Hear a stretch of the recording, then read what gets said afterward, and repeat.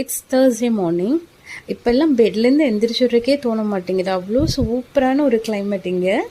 ஊட்டி மாதிரியே இருக்குது, நல்லா சில்லுன்னு. எவ்வளோ ப்ளஸ் இருந்தாலும் அதே அளவுக்கு மைனஸும் இருக்க மாதிரி.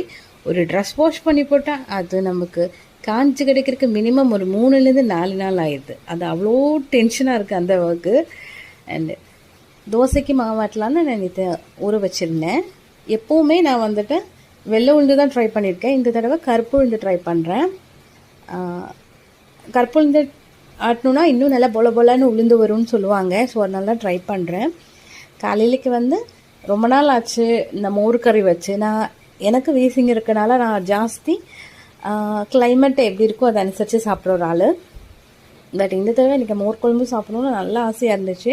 ஸோ மோர் குழம்பு, பப்படம், ஊறுகாய், வாழைக்காய் ஃப்ரை. எப்போவும் உருளைக்கிழங்கு ஃப்ரை தான், பட் இன்றைக்கி வாழைக்காய் ட்ரை பண்ணேன். ஏன்னா நேற்று வந்து சப்பாத்தி உருளைக்கிழங்கு masala. Side by side cooking நடக்கும்போதே நான் மாவாட்ட ஸ்டார்ட் பண்ணிட்டேன். ஏன்னா கரண்ட் எப்போ வருது போகுது ஒன்றுமே நமக்கு ஐடியா இல்லை. அதனால அண்ட் சொன்ன மாதிரி இந்த கருப்பு உளுந்து நல்ல பொல பொலன்னு வந்துச்சு. எப்பவும் எவ்வளோ வெள்ளை உளுந்து யூஸ்வலி போடணும் அதே மாதிரி தான் போட்டேன். ஆனால் வெள்ளை உளுந்தை விட கருப்பு உளுந்து ஜாஸ்தி வந்த மாதிரி எனக்கு தோணுதான், இல்லை அது ஆக்சுவலாக அது இருக்கான்னு தெரில.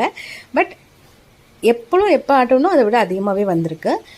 நல்லா மிக்ஸ் பண்ணிவிட்டு 2 பாத்திரத்தில் ஊற்றி வச்சுட்டேன்.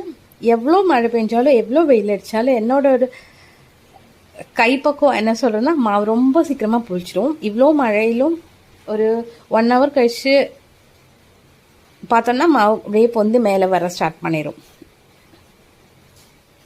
அதே மாதிரி கொஞ்சம் மழை ஓஞ்சதுக்கப்புறமா நான் மிளகா பறிக்கலான்னு போகணும். நிறைய மிளகா இருக்குது, பார்க்கவே சூப்பராக இருக்குது. எப்போ பறிக்க ஸ்டார்ட் பண்ணணும் படப்படப்படான்னு மழை வந்துருச்சு. அதனால் ரொம்ப கம்மியாக தான் பறிச்சிருக்கேன். ஸோ இனி நாளைக்கு